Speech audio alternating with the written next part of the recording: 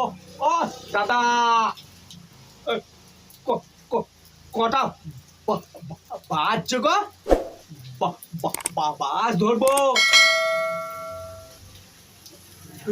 লোকটাকে এতবার বলছি কটা বাজছে? ও দাদা ওই কটা বাজছে গো?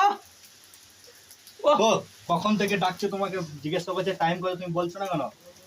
ঠিক কি বলবো?